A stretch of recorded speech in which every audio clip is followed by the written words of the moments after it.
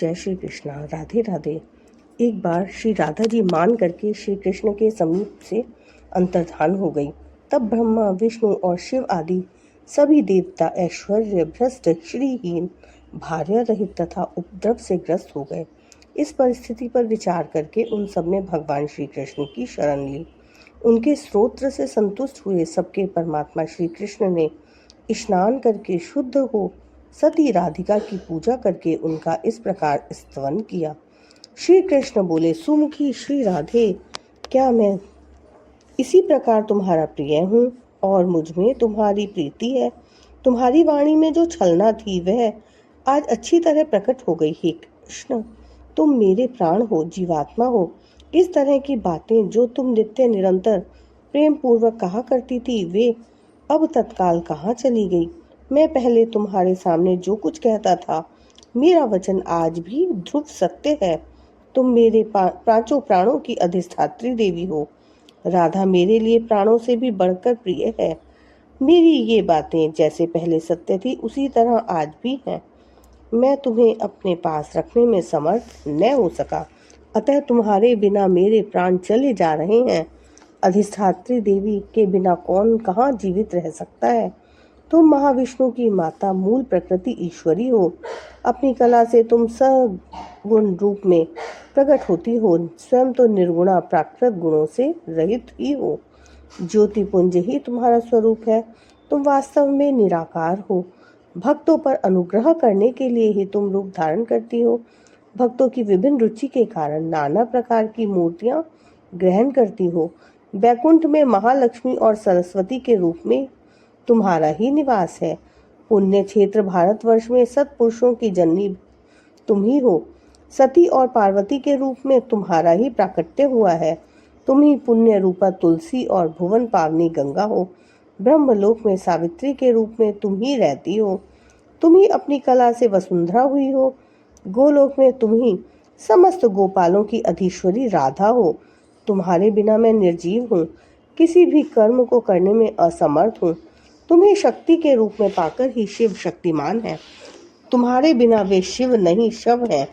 तुम्हें ही वेद माता सावित्री के रूप में अपने साथ पाकर साक्षात ब्रह्मा जी वेदों के प्राकट्यकर्ता माने गए हैं। तुम लक्ष्मी का सहयोग मिलने से ही जगत पालक नारायण जगत का पालन करते हैं।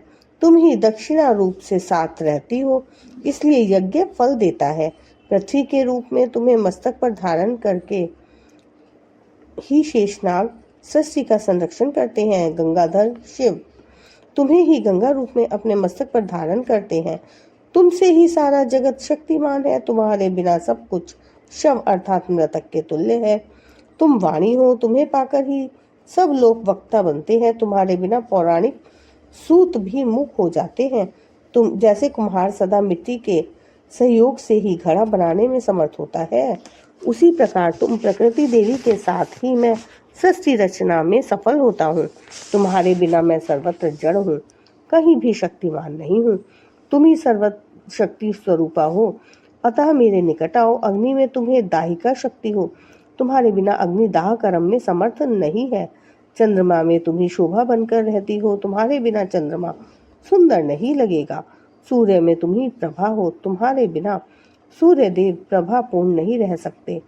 प्रिय तुम ही रति हो। तुम्हारे बिना कामदेव कामिनियों के प्राण वल्लभ नहीं हो सकते। इस प्रकार श्री राधा की स्तुति करके जगत प्रभु श्री कृष्ण ने उन्हें प्राप्त किया। फिर तो सब देवता सश्रीक सस्त्रीक और शक्ति संपन्न हो गए। गिरिराज नंदनी तदंतर सारा जगत सस्त्रीक हो गया। श्री राधा की कृपा से गोलोक